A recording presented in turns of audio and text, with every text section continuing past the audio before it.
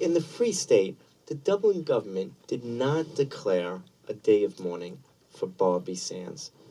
All these years, why hasn't the Dublin government been forceful, protective, supportive of the 6 counties in Northern Ireland?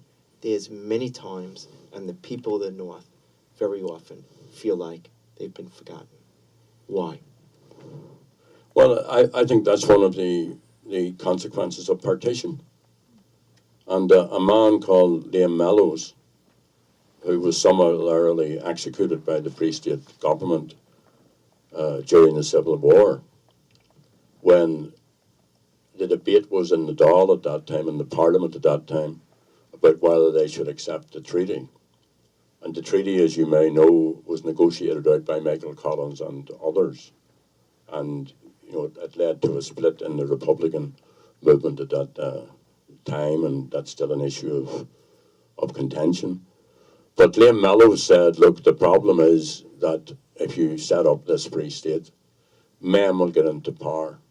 And when men are in power, they will not give that power up. And I think we've seen the outworkings of that right up to this time. Interestingly enough, and not least because of the possible consequences of Brexit, the issue of Irish unity is now very, very much on the agenda back home. And both the current Taoiseach, Leo Varadkar, and the last Taoiseach, Enda Kenny, have both proclaimed the appropriateness of Irish unity, which is, you know, new light out of old windows. It's a long time coming, but it's now part of the parlance, part of the political debate, part of the political discussion. And basically the reason why the government in Dublin is not more assertive, and it's constitutionally obliged to be more assertive, is because it would see the order changing.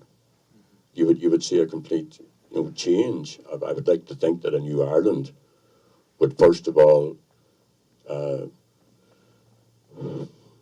bring an end to the bitterness between orange and green. I would like to think that that would be something which would release energy and positivity and just a new dispensation, that we would set aside those old differences between us.